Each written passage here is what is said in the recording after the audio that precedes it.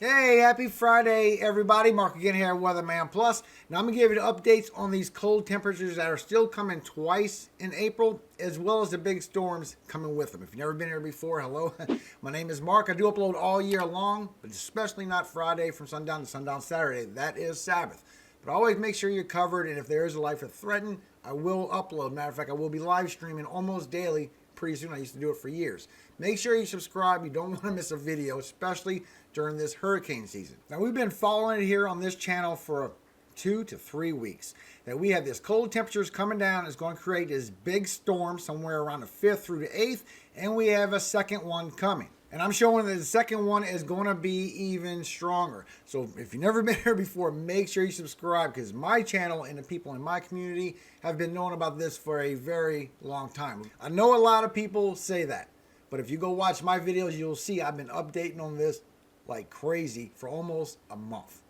Now, this here is your potential velocity anomaly. It lets you know when you have strong systems, big low pressure systems coming into your part of your area.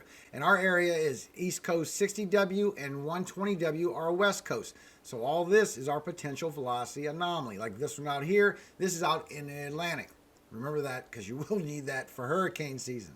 So as you can see, right around the 8th, we get a system that does strengthen up from the 8th to the 11th, according to the Euro. And then we have another one coming sometime around the 16th to the early 20s of April, even stronger. Matter of fact, it's supposed to be real strong and carry off into the Atlantic. So we have a bigger system coming.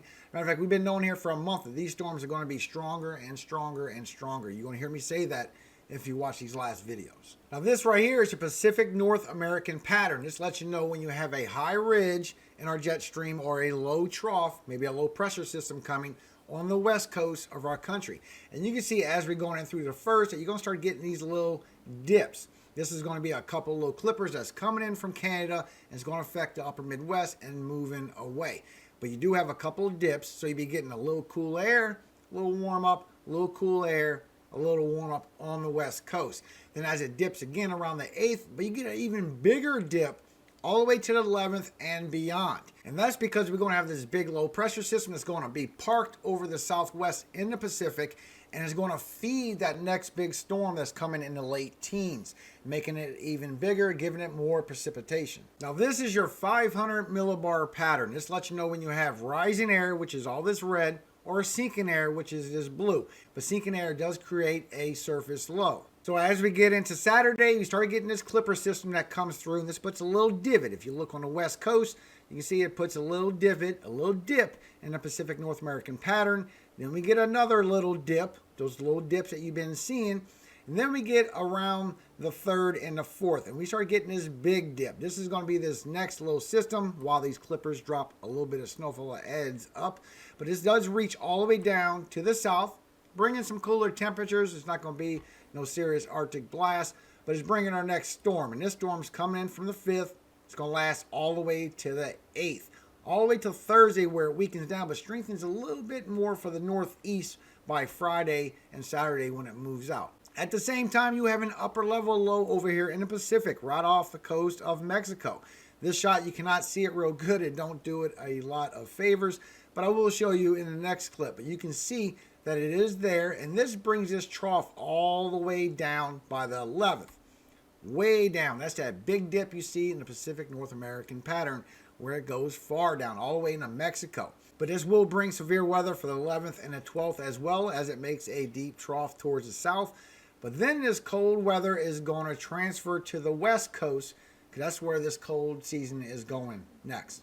Now, when you look at your vorticity and see what's inside these systems, you can see that first upper level low, that first clipper that comes from Canada, you get your second one right there. It comes a little low. It brings snowfall and rain to people, not a whole bunch. But as both of them clippers move away right here, then you get that next system that comes off the southwest. And you can see this upper level low, this hangs there and just feeds precipitation. The first one sucks all that precipitation up. That's the main storm that we have Monday, Tuesday, Wednesday, Thursday. It kind of calms down, but Friday have another chance. I'll show you. But this upper level low is still sitting there. And then when we get that very deep trough in the teens, all that moisture of this upper level low is going right in front of this front It will feed it and give it some more severe weather coming in for the 13th, the 14th, and beyond. Just a bunch of upper level lows just dipping from the west coming into the central U.S. And that's the next pattern that we are in. Here's a closer shot. You can see it with the first clipper that comes through. The next clipper that comes through by Monday, putting a little bit of snowfall as well for just a little bit of people. But as you get the severe weather event coming for the 5th, the 6th, winds up and goes to the southeast for the 7th. For the 8th Friday, it's towards the east coast and the northeast. And you still have this upper level low over here. And then you get that next system that comes in, and it's going to feed right into that as well. Then it's going to be in that deep trough on the Pacific North American pattern where it went all the way down to 16th, 17th. It just stays down there because all these low pressure systems just spinning in from the Pacific and hitting the west coast. And you can also see the severe weather. This is your dew points. This lets you know when you have strong dew points in the atmosphere to get some severe weather. And as we go through Sunday and Monday, you start getting some high dew points that carries from the south and it carries over towards the southeast all the way to Wednesday and Thursday. But we get a second whip from this storm as it goes to a high ridge and goes into Canada, and that's going to create another severe weather event for Thursday evening into Friday, just for the mid-Atlantic and the northeast, just for a little while, but you do have some. At the same time, around the 10th and 11th, all this sinking air comes in from the west, all these storm systems, while you have this high pressure in the Atlantic, sucking all this warm temperatures, all this moisture, all the way up to the upper Midwest. A lot of high dew points is bringing more severe weather for Wednesday the 13th, carrying over to Thursday the 14th. Also your Cape. This gives you your lift, your instability in the atmosphere from these cold and warm temperatures colliding. It creates a lot of instability, gives a lot of energy to create severe weather, severe thunderstorms, possible tornadoes. But as you go through Monday, you can see the Cape does rise all the way up towards Oklahoma. As you carry into Tuesday, it strengthens for the south. Very strong chance for a lot of severe weather for Tuesday the 5th. As it carries over for Wednesday to the southeast, strengthens right back up. Then it carries out for Thursday and kind of weakens down. As well as that next system coming in on Monday the 11th, Tuesday the 12th, it carries Cape all the way up, strong Cape. As you go through Wednesday, it goes towards Ohio Valley with some strong Cape, severe thunderstorms, possible tornadoes. And as you go through Thursday, it gets suppressed down to the mid-Atlantic. But another round of severe weather coming with this next system that's coming in teens as well. Now you can see the dew points of this first system as it comes on in. It's bringing 60s all the way up to Texas, Oklahoma, southern Arkansas, Louisiana, Mississippi, going into West Tennessee by Tuesday, and then it's going to carry over for Wednesday as well. Still strong for eastern Tennessee by Wednesday. Carry over the whole southeast with strong 60 dew points for Wednesday evening as you go into Thursday for the mid-Atlantic. And when you look at the lightning strikes to see how bad the severe weather is, you can see all the storms you're getting in Florida all weekend. I will go through that. Remember, the links are in the description to help save you time, guys. Make sure y'all share the video, hit like, hit dislike. Just help the algorithm out. Let people get prepared because a lot of people are traveling. It is nicer temperatures out. But right around Sunday, you get a storm system that just explodes, an upper level low that tries to create. It don't work. And you get your severe weather in the south for Monday. You get all them lightning strikes. Then you get a big explosion in the Gulf for Monday. You had a big upper level low that tries to create a surface low. And it goes through the south for Monday. A lot of lightning. Chances for hail in that white right there for Tuesday morning for southern Texas as it carries through the south and the southeast with a lot of storms. And the whip of that tail comes back for Wednesday evening into Thursday once again for the mid-Atlantic. Now, National Weather Service still has his 15% for severe weather for Monday. This is for the 4th, guys, going into Tuesday. And here's your cities and states at risk for the severe weather Monday into Tuesday. Houston, Texas, San Antonio, Texas, Dallas, Texas, Austin, Texas, and Fort Worth, Texas. As you go into Tuesday, it's going to continue and move a little further to the southeast. A lot of lightning strikes with that big 15% chance for severe weather for Tuesday the 5th going into Wednesday the 6th. And your cities and states for the severe weather risk for Tuesday going into Wednesday is New Orleans, Louisiana, Baton Rouge, Louisiana, Montgomery, Alabama, Mobile, Alabama, and Jackson, Mississippi. Plus, as you go Wednesday into Thursday, this storm system is going to continue to carry to the southeast. And you have a 15% chance for severe weather in this yellow for Wednesday going into Thursday, the 6th going into the 7th. And your cities and states at risk for Wednesday going into Thursday severe weather: Atlanta, Georgia; Birmingham, Alabama; Montgomery, Alabama; Columbus, Georgia; and Huntsville, Alabama. Plus, not only the severe weather, there will be a lot of flash flooding as you go Sunday into Monday before the severe weather risk. You have a marginal for flash flooding for Oklahoma, Arkansas, and Texas. And as you go Monday into Tuesday, then you're going to get a big slight risk right here for Oklahoma, Texas, southern Arkansas, northern Louisiana. And Tuesday going into Wednesday, you have a big slight risk for flash flooding for southeast Mississippi, Alabama, Florida Panhandle, Georgia, South Carolina, and extreme western North Carolina. And you can see that here when you look at the type of precipitation. You get that clipper that comes through Saturday, mostly for Wisconsin, a little bit of Iowa and northern Illinois, going a little bit into Michigan as well. Everybody else getting rain as it goes to the northeast and putting some snowfall on the intercoastal northeast as it goes out. Then you get a severe weather coming from Monday, more snowfall, mostly from Minnesota, Wisconsin, going into Michigan. Everybody else getting some rainfall as you get that surface low that builds up in the south for Monday and Tuesday. Brings you severe weather, your rainfall all across the southeast and the mid-Atlantic. Now, as this goes out the mid-Atlantic and the northeast, you get this other clipper coming out of Canada, and its tail of its front will bring it all the way across the Ohio Valley and whip some more severe weather for that Thursday. That's why you have all those lightning strikes coming to the mid-Atlantic and the northeast as you go through Thursday. And all the lightning strikes that you saw for that severe weather for Monday, Tuesday, and Wednesday, you can see how small that system is. And it's bringing that much severe weather with it. That next system that comes in from the 8th, look how big this expands out. All across Friday, the 8th, into Saturday. Even Thursday, the 7th, it builds up. Big, strong system, bringing a lot more severe weather, a lot more chances for damage and winds. You can see the isobars all tight. That means there's a lot of high pressure, low pressure squeezing together, and it's creating a lot of winds. Now the Euro shows when those first two clippers come through, it will be a light amount. It's not going to be a whole bunch except for Wisconsin. That's about it. And then when you got that next system that comes in from the 5th through the 8th, then it's going to start bringing in the snowfall. But it's still a little too far to be sure. Let's just go a few days out and check these first two clippers. And so far it's bringing some snowfall to Minnesota, South Dakota, Iowa, Wisconsin, northern Illinois, Michigan, and a little bit for the intercoastal northeast. And so far it's bringing a swath of snow to the Dakotas, Minnesota, Iowa, Wisconsin. I might get blessed and get some heavy snowfall for a change instead of rain as it moves to the east, and not bringing a lot for anybody. A few inches. That's about it. And when we check the update to see what the latest run is taking it even lighter amounts.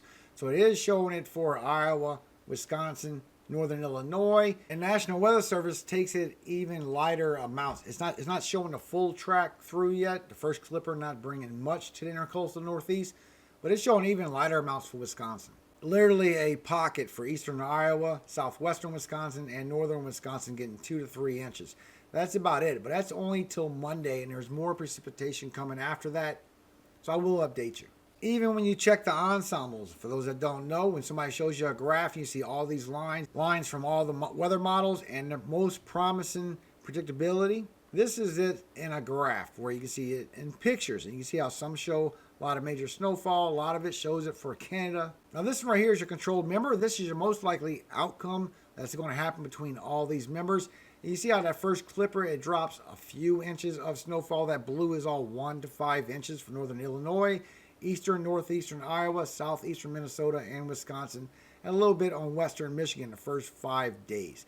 And as you keep on going, that next clipper goes extreme northern, just like the update on the Euro, it was less. But that purple is indicative to 6 to 9 inches of snowfall for southern Wisconsin. That could move a little more to central and northern. But it's bringing rainfall with it as well as you go through day 1 for Florida.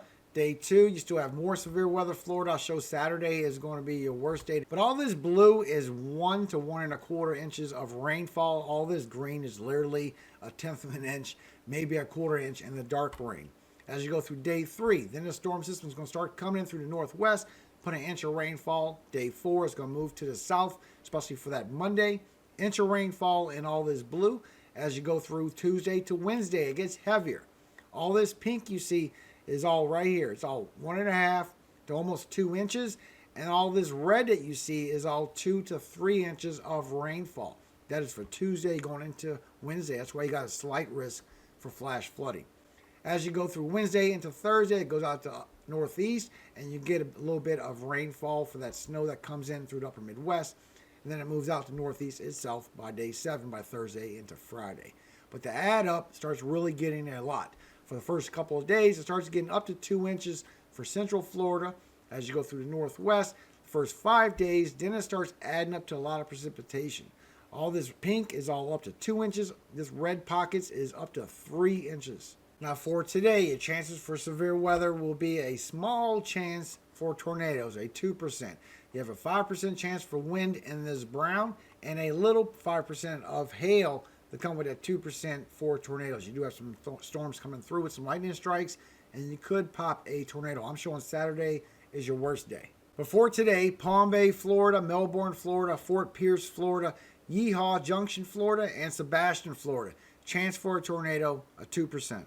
As you go through tomorrow, you have another 2% chance for tornadoes in this green, and it expands out. You have a chance for wind and hail in the same area, a 5% and a 15%. And your chances for tornadoes for tomorrow is Tampa, Florida, St. Petersburg, Florida, Orlando, Florida, Cape Coral, Florida, and Port St. Lucie, Florida. Now you can see here with your cape, with your instability, with your lift, with the HRRR, you can see you get a big pocket of lift that goes through central Florida all the way from noontime all the way to the early afternoon to 5 and 6 p.m. Even carries into 7 and 8 p.m. Some strong lift, chances for tornadoes with cells if you have them passing through. Your dew points are just through the roof. You have very strong dew points. That's just what Florida is all the time. And you can see how you had storms passing through all day, all early afternoon. But once you get into the early afternoon, like 3, 4 o'clock, you start getting these cells that's passing by from central all the way to eastern Florida before it goes out into the evening and it dissipates. One last cell at 6 p.m., then it calms down. Not much left. And I can show you this with the shear, how this right here is not becoming tornadoes, but you do have a chance for later. You can see how the shear, which gives a rotation on these storms, and you need this to wind direction change with height. And it's not showing a big chance for those to turn into tornadoes. You might see a few water spouts as these go off land, especially by 2 and 3 o'clock. But as you go through the evening, when those other cells pass through, there is a chance on the coast, just like your 2%, that you have a little bit of shear on these cells as they pass through from 4 to 6 p.m. Everything else is mild. You won't get anything after it. I think y'all will see some water spouts, but there is some cells that is passing by, especially all the way till 6 p.m., and they do have some shear on these cells as they pass through central Florida. It's mostly for eastern Florida. But you can see as it pops up for 3 and goes towards the east that the shear don't build up yet. It builds up as it goes towards the coast. So right where the 2% is right where you have that issue, and that's going to be from 3 p.m. all the way to 6 and 7 p.m. tonight. And I think you will see some water spouts going off into the Atlantic. And as you look through them names to see what's going on for Saturday, you get a lot of storms that brew up across southern Louisiana, and that's all the way till 10 o'clock in the morning, stays all the way till about 2 in the afternoon. But now you get these storms that's training across Florida. You get a first set early morning until noon, then you get a big batch all afternoon long, all the way till midnight. So as this first group of cells comes around 10, 11 o'clock tomorrow morning, it could be 12, it could be 9. You know, this is not exact, but it gives you a good idea, and it does show true so many times. But a nasty little cell that's going to come across northern Florida, it does have some shear on it, and it don't have a lot, but it does grow some shear on that cell as it crosses across Florida all the way to the Atlantic. Get some nasty little shear, especially around 3 p.m. Get some nasty little shear on those cells as it groups by and passes by. So it will be a nasty little cell. That's from 10 to 11 o'clock in the morning tomorrow, all the way until 4 o'clock tomorrow afternoon. Then you got another patch coming in from northwestern Florida by 3 p.m. for tomorrow. And this storm goes all across northern Florida all afternoon for tomorrow. Then it starts going southern once you hit 7 p.m. with another group of storms that goes right over Florida for 9 p.m. and 10 p.m. and goes out to east right there, central east. But you can see right at 3 p.m. when this group is starting to come in, and you even got a little hook right there on that storm. You started getting a lot of shear on these cells as it passes through northern Florida for Saturday afternoon. And then that group that comes on land for late Saturday afternoon, it's getting some shear on it as well. If you look at it, you can see it's getting some strong shear all afternoon long, then weakens as it goes through southeastern Florida. So Saturday, you really got a bigger chance for tornadoes than today, even though you still have a chance for today. And you can see with your lift for Saturday, it lifts all the way up by noontime when these storms start to come in, and then it follows them all night long to 6, 7 o'clock. And you can see with your helicity, which is your wind direction change for height. This is the best way to see a long-lived cell. As you go through all afternoon long, there is some strong cells that pass through, but not as strong as what you're going to have for Saturday for northern Florida. You're going to get a strong system that's just ripping through the Gulf of Mexico. Weekends down, you get some strong cells that start up by central and eastern Florida and goes and probably water spouts into the Atlantic like we've seen. Plus the cold air that's coming behind this front. We've been talking about this for quite some time. We always are. This is your Arctic oscillation. This lets you know when you have cold air coming into your country and how far down it could go. And you can see how we're going into this cold air still all the way until today. Then it's going to start going on that little warm-up. You still got cold air for a lot of people. But with that next trough, that next big system that comes from the 11th, it is bringing cold air with it all the way past a -2, all the way up to the 14th. So there is a cold pocket of air coming with that next system as well. And when you look at your update from your MJO, which is your Madden-Julian oscillation, as you have your North America, you got this cold air going all around that does dip in sometimes. So when the way you look at this is this line right here in this section, this is your East Coast. This section and this line to 7, this is your West Coast. This one right here is your MDR in the Atlantic, the main development region. And you can see as we go through the beginning of April that these cold temperatures start lifting up. But as you go through the beginning of April, again, it's going to start bombing out towards the west of the U.S. So the west of the U.S. is going to start getting the coldest of the temperatures for the beginning of April. And you will have some cold temperatures swoop through as it makes this transfer. So next Friday, you're going to be waking up. You got freezing temperatures in upper Midwest. You got them clippers coming through. Everybody else is pretty much in the 40s. With the wind chill, it's going to feel like teen temperatures for the upper Midwest, and everybody else that's in the high 30s and 40s is going to feel like you're in the 20s for the Ohio Valley. But the South, even with the chills and the dew points, you're still going to be in the high 30s to 40s. But don't worry, that is not your highs for the day. You will warm right back up all the way to the West Coast because you're going to be in that high ridge before you go to that trough. And you still have the storm systems and the cold air coming through the upper Midwest and Ohio Valley. You will warm back up into the 40s. Now next Saturday on the 9th, this will flip to the northeast a little bit with the cooler temperatures before it goes to the West Coast, just like I showed you on the MJO. Everybody else not doing so bad. Upper Midwest, a little bit of Ohio Valley waking up with some cold temperatures. But once again, that will not be your highs for that day. It will warm right back up, and especially in the South, y'all going to be staying warm for a while. Now next Monday on the 11th, when that system starts to come in with the cooler air on the west, you have another pocket of cold air over here, but it's going to start flipping over to the west. With the wind chills, you're still going to be feeling like you're in the 20s for the Ohio Valley, intercoastal northeast, even upper Midwest. This is for Monday the 11th. But now the West Coast is feeling like they're in the 20s, with wind chills feeling like they're in the teen temperatures for a lot of people, even higher elevations, even single digits, especially for Wyoming. Be some colder air that is coming in. But once again, it won't be your highs for the day. It will warm right back up to 30s and 40s for y'all, including the South. Y'all warming way up by Monday the 11th. No worries. Then it's going to start leaving the Northeast and flipping to the West Coast by Tuesday the 12th. And you are in a nice little warm up, but you have those cold temperatures that's staying on the west side of the U.S. now. You're going to be waking up with it. And it does have some wind chills with it once again. And it's putting everybody feels like you're in the 20s to maybe the teen temperatures, especially for the higher elevations. But once again, it will not be your worst temperatures for the day. It will warm right back up. Even southern Texas getting into the 90s in northern Mexico. And in the west side of the U.S., you will be in the 30s, maybe even the low 40s, but it will be a nasty wind chill. Now you can see this on the 6 to 10 day probability temperature outlook from National Weather Service. You're above average temperatures on the west coast because of that high ridge, and you have below average temperatures coming in this blue. Then as you go from the 8 to 14 days, now the cooler air is moving a little more towards the east, and it's starting to get the cooler air on a wraparound to the west coast. And this will go in even further as we get along. But that's what I got for you guys. So thank you so much for visiting my channel. I appreciate it. Please leave a like on the way out. Help alert others to what's going on with this upcoming pattern and helps you understand a little better, I hope. Thank you so much for visiting my channel today. I hope each one of you have a very blessed and a very happy weekend. It is Friday and everybody's power is coming back. So that's a good thing. A lot of people lost a lot of power. At the same time, God bless you if you've never been here before. I'm not trying to push religion on you, just giving you a blessing. God bless you. Hope you have a great day. Maybe you got a moment, listen to something from God, His Word. Isaiah 56.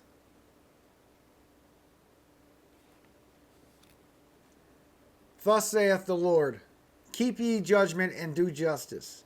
For my salvation is near to come, and my righteousness to be revealed. Blessed is the man that doeth this, and the Son of Man that layeth hold on it, that keepeth the Sabbath from polluting it, and keepeth his hand from doing any evil. Neither let the son of the stranger that hath joined himself to the Lord speak, saying, the Lord hath utterly separated me from his people. Neither let the eunuch say, behold, I am a dry tree. For thus saith the Lord unto the eunuchs that keep my Sabbaths, and choose the things that please me, and take hold of my covenant. Even unto them will I give in mine house, and within my walls a place and a name better than of sons and of daughters. I will give them an everlasting name that shall not be cut off.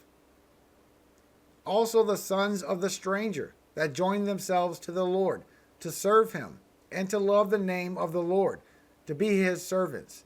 Every one that keepeth the Sabbath from polluting it, and taketh hold of my covenant. Even them will I bring to my holy mountain, and make them joyful in my house of prayer. Their burnt offerings and their sacrifices shall be accepted upon mine altar.